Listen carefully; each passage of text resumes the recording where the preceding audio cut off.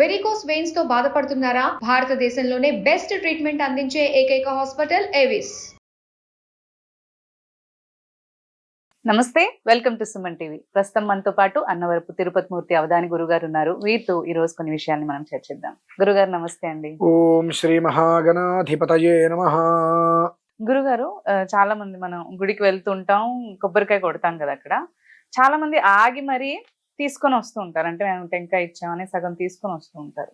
ఇది ఇలా తీసుకురావచ్చు అసలు ఇంటికి కొబ్బరికాయ కొట్టింది? మీకు ఆ డౌట్ ఎందుకు వచ్చిందమ్మా అసలు? అంటే కొంతమంది గుళ్ళల్లో అంటుంటారు, ఏది ఎక్స్పెక్ట్ చేయకూడదు గుడికి వెళ్ళినప్పుడు, మళ్ళీ ఇవ్వమని, అలా అలా మనం వెళ్ళి మన సమస్యల్ని వదిలేసి మనం దర్శించుకొని రావాలి అని అంటుంటారు. వాస్తవమే, కానీ భగవంతుడి యొక్క అనుగ్రహం అంటే ప్రసాదమే. ప్రసాద రూపంలోనే ఆయన అనుగ్రహం వస్తుంది దేవాలయంలో.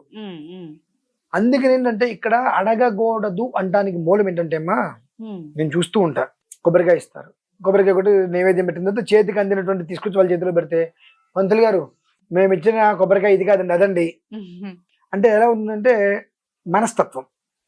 ఇంత పెద్ద కొబ్బరికాయ ఇచ్చారనుకోండి, కొట్టి నైవేద్యం పెట్టిన తర్వాత అక్కడ చేతికి చిన్నది ఏదో కొబ్బరి చెప్పి ప్రసాదంగా ఇస్తే, పంతులు గారు మేము ఇచ్చింది ఇది కాదండి అదండి అంటారు. అదే వాళ్ళు చిన్న కొబ్బరికాయ ఇస్తారు, అది కొట్టిన పెద్ద కొబ్బరి చెప్పి చేతికి వస్తే తీసుకొని వెళ్ళిపోతారు. ఏంటంటే ఏదైనా నీ మనస్తత్వం ఒకే రకంగా ఉంచుకోవాలి గుడి దగ్గర. నీకు కావాల్సింది ప్రసాదం. అంత పెద్ద కొబ్బరి చెప్పి వస్తే ఇంటికి 100 మందికి పెట్టవుగా, చిన్న కొబ్బరి చెప్పి వస్తే నువ్వు ఒక్కదానివి తినవుగా. ఏదైనా 2 ముగ్గురికి 4 పంచుకుని తింటారు. నువ్వు సమర్పణ చేసేసావు భగవంతుడికి. పూర్ణ ఫలం అంటారు కొబ్బరికాయ అంటే, పూర్ణ ఫలం. ఆ పూర్ణ ఫలాన్ని భగవంతుడికి నువ్వు సమర్పించేసేసావు. ఆయన దగ్గర నీకు అనుగ్రహంగా ప్రసాదం వచ్చింది. అది ఏది వస్తే నీకెందుకు? పండే రావచ్చు, ఫలమే రావచ్చు, పెద్దది రావచ్చు, చిన్నది రావచ్చు, ఏదైనా రావచ్చు కాక ఆయన దగ్గర నుంచి నీకు ప్రసాదం వచ్చింది.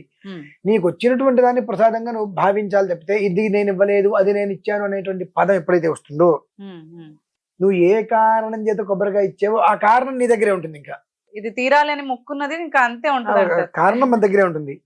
కొబ్బరికాయ మాత్రం భగవంతుడి దగ్గరికి వెళ్తుంది, అంతే. ఉపయోగం లేదు. అంటే మన కోరికల్ని తెలియచేసేది, మన కోరికల్ని వృద్ధి చేసేటువంటిది, అందులో ఉండేటువంటి ఫలాన్ని మనకి ఇచ్చేటువంటిది కేవలం కొబ్బరికాయ ఒకటే. కొబ్బరికాయ ఒకటే. అందుకనే చాలా మంది మన తాంబూలాలు ఇచ్చినప్పుడు కొబ్బరికాయ పెట్టిస్తుంటారు, పూర్ణ ఫలము అని చెప్పది. అది మించి ఇంకేది పూర్ణ ఫలం కాదు. మన తెలంగాణలో ఎక్కువ మందికి కొబ్బరికాయలు, అరటిపళ్ళ కన్నా కొబ్బరికాయలు ఎక్కువ పెట్టిస్తూ ఉంటారు.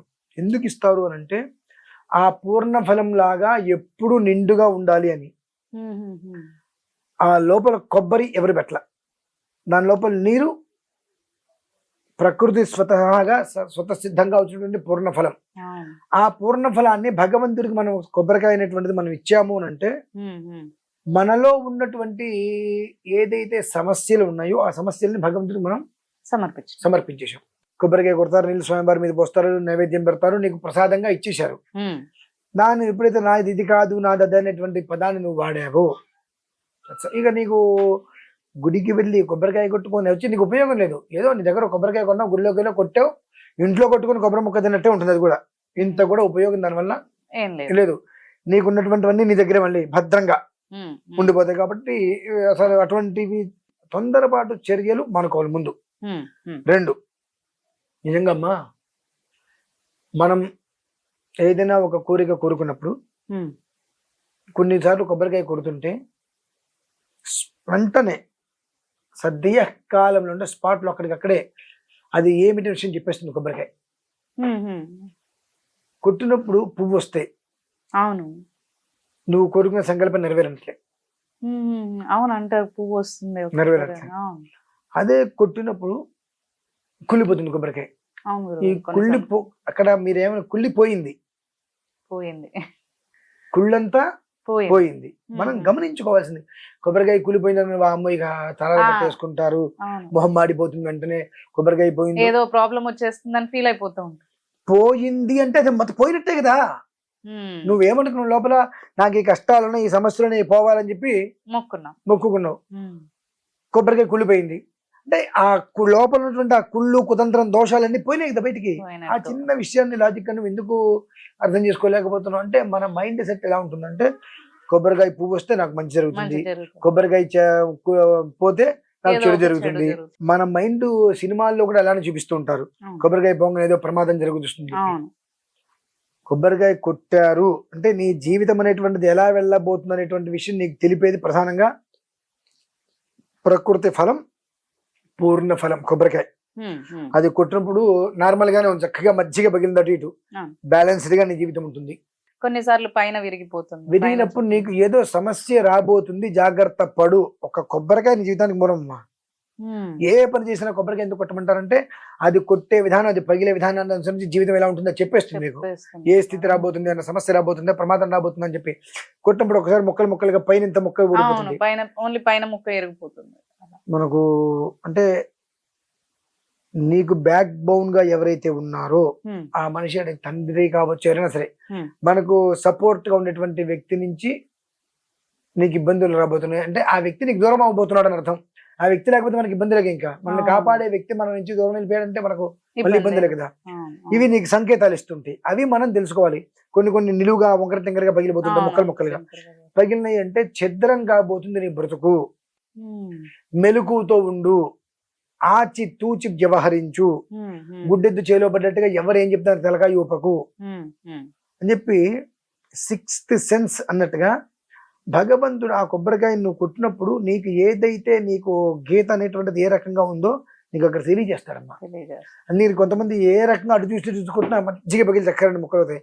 కొంతమంది జాగ్రత్తగా అది మజ్జిగ పగలాలని కోరతారు, తేడా పగులుతుంటుంది.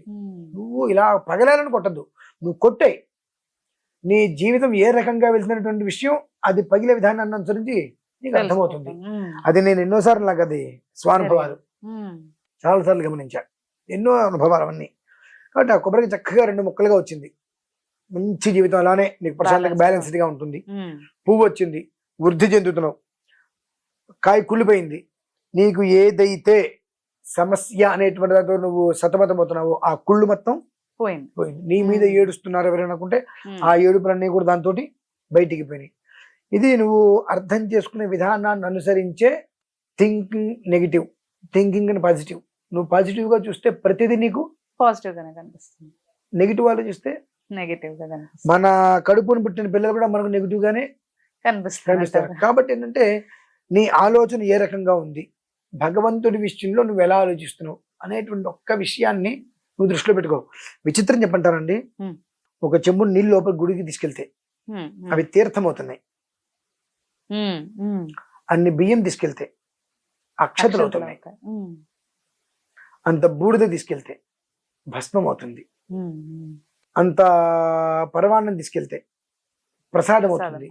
అంటే అన్నీ మారుతున్నాయి, కానీ ఏది మారకుండా ఇంకా ఆ కుళ్ళు కుతంత్రాలు అనేటువంటివి బాగా జాగ్రత్తగా కాపాడుకొని వాటిని ఎక్కడో పెట్టుకొని ఊడిపోకుండా గట్టిగా ముడేసుకొని ఎక్కడ బయటికి వెళ్ళిపోతాయో అని భయంతో వాటిని కాపాడుకుంటూ, భక్తి చెప్పుల మీద చిత్తం శివుడి మీద అన్నట్టుగా వాటిని కాపాడుకుంటూ ఎన్నిసార్లు గుళ్ళోకి గోపురాలకు వెళ్ళి బయటకు వచ్చినా మారంది ఏదైనా ఉన్నది అంటే అది కేవలం మనిషి. వాడు మాత్రమే మారడు, మార్పు తెచ్చుకోడు. ఇవన్నీ మారుతున్నాయి, ప్రతి ఒక్క ఐటమ్ మారుతుంది. మీరు ఇంట్లో పరమాన్నం అంటారు, ఆ గుళ్ళోకి తీసుకెళ్తే ప్రసాదంగా కళ్ళకద్దుకొని తింటాం. భస్మం ఆ ఇంట్లో భస్మం పెట్టుకోరంటే పెట్టుకోమంటాం, గుడికి వెళ్ళాం కానీ తీసుకొని పెట్టుకుని నాలుగు మీద తీసుకుంటాం. అంటే ఆ బూడిద భస్మమైంది, నీళ్లు తీర్థమైనవి, బియ్యం అక్షతులైనవి, అన్నం అంటే ప్రసాదం, ఈ పరవాన్నం గుళ్ళోకి తీసుకునే విధంగా పెడితే పాయసమైంది. ఆ ప్రసాదం కోసం మనం 1-2 సార్లు తినేసేసి చూతురు మళ్ళీ వెళ్తూ ఉంటాం. అన్ని మారుతున్నాయి, కానీ ఏ పరిస్థితుల్లో కూడా ఏది కూడా మార్చుకోకుండా తనను తాను అలానే నిలబెట్టుకొని నా ఉక్రోషం, నా ఒక కల్మషం నేను ఇలానే ఉంచుకుంటా అని చెప్పి మారకుండా వచ్చేది కేవలం మనిషి మాత్రమే. అంటే అటువంటి కుళ్ళు బుద్ధులు మాత్రం మనిషిలోనే ఉంటాయి, ఇంకెక్కడా లేవు. కాబట్టి ఈ కొబ్బరికాయ ఆ మనిషి జీవితం ఏంటి మీకు ఒక విషయం చెప్తారమ్మా. ఇప్పుడు మొత్తం మానేశారు కానీ పూర్వకాలంలో పెళ్లి చూపులకి వెళ్ళేటప్పుడు కూడా కొబ్బరికాయ కొట్టి వెళ్ళేవారు. కొబ్బరికాయ ఒక ఇంటికి పెళ్లి చూపులకి వెళ్తారంటే కొబ్బరికాయ కొట్టేవారు. ఇక్కడ ఎలా ఉండబోతుందో వెళ్తాము అనుకుంటే కొబ్బరికాయ కొట్టేవారు.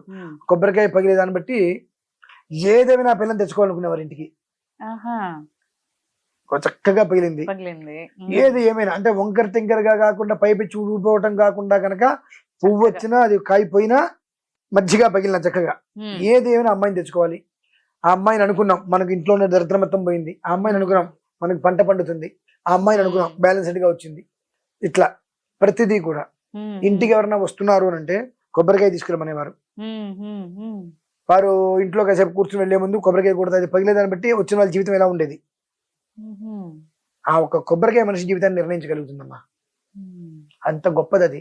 మనం ఏంటి ఏముంది కొబ్బరికాయ, వీళ్ళు కొబ్బరికాయ తీసుకెళ్తే చిన్న మొక్క ప్రసాదం పెడతారులే, మన ఆలోచనలు అవన్నీ కేవలం కూడా ఇది కాదు అది ఇవ్వండి అని చెప్పి నాకు నేను కొబ్బరికాయ ఇచ్చాను నాకు ప్రసాదం ఇస్తున్నారు వద్దు, మిగిలిన వాళ్ళ పాపాలు నాకు ఇవ్వండి, నేను ఇవ్వను, నేను అదే ఇచ్చా, ఇంకెందుకు దండగా.